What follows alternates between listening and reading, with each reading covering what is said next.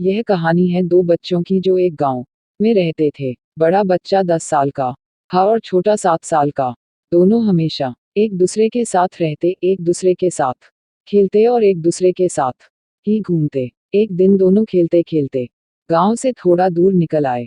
अचानक खेलते खेलते 10 साल के बच्चे का पैर फिसल गया और वह कुएं में गिर गया और जोर जोर से चिल्लाने लगा। अपने दोस्त की आवाज सुनकर जब छोटे बच्चे को इस बात का पता चला तो वह बहुत घबराया। उसने अपने आसपास देखा और मदद के लिए चिल्लाया, लेकिन वहां आसपास कोई नहीं था जो उसकी मदद कर सकता था। अचानक उसकी नजर पास ही पड़ी एक बाल्टी पर पड़ी, जिस पर एक रस्सी बंधी थी।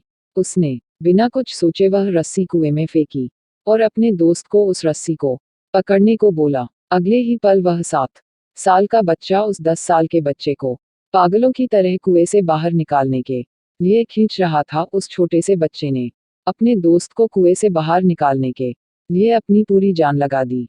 आखिरकार वह बच्चा अपने दोस्त को बचाने में कामयाब हुआ और उसने अपने दोस्त को कुएं से बाहर निकाल लिया। लेकिन उन्हें असली डर तो इस बात का था कि जब वो गांव जाएंगे तो उन्हें बहुत मार पड़ने वाली है।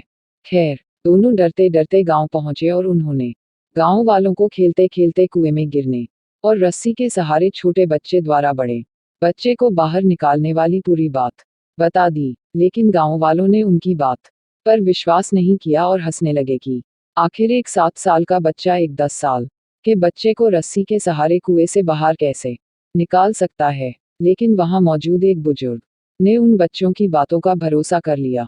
उन्हें सब करीम चाचा कहते थे।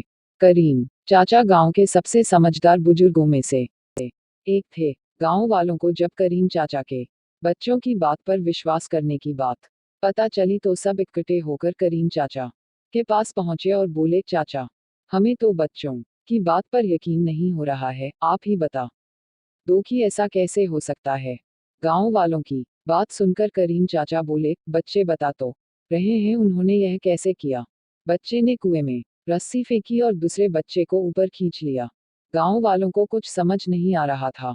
कुछ देर बाद करीम चाचा मुस्कुराए और बोले, सवाल ये नहीं है कि बच्चे ने यह कैसे किया, सवाल यह है कि वह यह कैसे कर पाया।